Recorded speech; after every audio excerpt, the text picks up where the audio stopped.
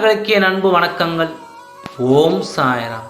என் அன்பு குழந்தையே, எங்கெல்லாமோ நீ என்னை தேடிக்கொண்டு இருக்க, ஆனால் நானோ உன் பக்கத்திலேயே தான் இருக்கிறேன். கோவிலையும் இல்லை, மசூதியிலும் இல்லை, நான் எப்பவும் உன் கூடவே தானே இருக்கிறேன்.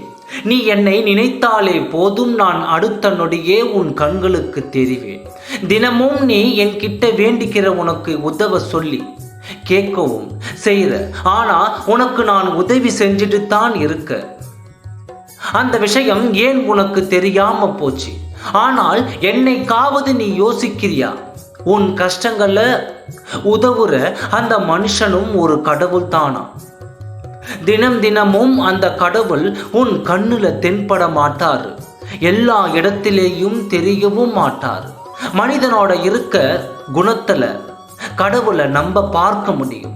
சில நேரத்தில் உன் ஊர் பேர் கூட தெரியாதவங்க கூட உனக்கு உதவி இருப்பாங்க அல்லவா? நானும் இந்த உலகத்தில் வாழ்ந்தவன் தான். நானும் ஒரு காலத்தில் கஷ்டங்களை எல்லாம் அனுபவித்தவன் தான்.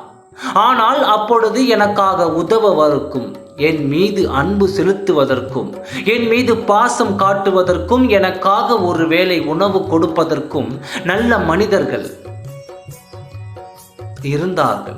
அதே போலத்தான் உனக்கும் உன்னை சுற்றிய நல்ல உள்ளங்கள் நிறைய இருக்கிறது. கஷ்டமே நிரந்தரமாக ஆகிவிடாது. ஒரு கஷ்டத்திற்கு பின் மிகப்பெரிய சந்தோஷமும் காத்திருக்கும். என் அன்பு குழந்தையே, நீ எதற்காக கலங்குகிறாய்? உன் சாயப்பா இந்த மண்ணை விட்டு போனாலும் இன்னும் என் பக்தர்கள் மனதில் நான் உயிரோடு தான் இருக்கிறேன். ஒரு பொழுதும் என் குழந்தைகளை நான் கஷ்டத்தில் விட்டு விட மாட்டேன். உன் கர்மாக்களை எல்லாம் அகற்றி உனக்கான அந்த நல்ல நேரத்தை சீக்கிரம் உன்னுடன் கொண்டு வந்து சேர்ப்பேன். இன்னும் சிறிது காலம் மட்டும் பொறுத்துக்கொள். உன் கஷ்டங்கள் நிரந்தரமாக ஆகிவிடாது. சுகத்தை மட்டுமே பார்த்து வாழ்கின்ற மக்களுக்கு அது எங்கே பறிப்போய் விடுமோ என்று பயம். வெற்றியை மட்டும் பார்த்தவனுக்கு எங்கே தோற்று விடுவோமோ என்ற பயம். கேள்வியை கேட்டு பழகுவனவனுக்கு பதில் சொல்ல பயம். இருளையே வாழ்ந்தவனுக்கு அவன் நிழலாய் பார்த்தாலே பயம். வாழணும்னு ஆசைப்படுறவங்களுக்கு அந்த சாவை பார்த்தா பயம். இது போல நம்ம வாழ்க்கையிலும் இந்த மாதிரி நிறைய பயம் இருக்கு.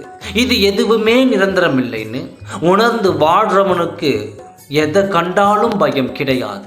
வைரத்தை பட்டை தீட்டத்தான் அதோட அழகு கூடும். எனவே நீ என்னை முழுமையாய் நம்பினால் மட்டுமே அதற்கான பலன் உன்னை முழுமையாய் வந்து சேரும். தினமும் என் நாமத்தை உச்சரித்து கொண்டே இரு. நான் உன் கைகளை பிடித்து கொண்டு நான் உன் அருகிலேயே தான் இருக்கிறேன். என் குழந்தைக்கு எந்த ஒரு துன்பத்தையும் நான் உன்னை நெருங்க விட மாட்டேன். உனக்கென்ற ஒரு பொருள் இருந்தால் அது நிச்சயமாக கண்டிப்பாக உன்னை வந்து அடையும். ஒன்றை மட்டும் புரிந்து கொள், உனக்கு நான் இருக்கிறேன். அனைத்தையும் நான் பார்த்து கொள்கிறேன். உனக்கு அனைத்து நிகழ்ச்சிகளையும் சுப நிகழ்ச்சிகளையும் நான் நடத்தி தருகிறேன். கவலைப்படாமல் இரு, அனைத்தையும் நான் பார்த்து கொள்கிறேன். ஓம் சாய்ராம். நன்றி, வணக்கம்.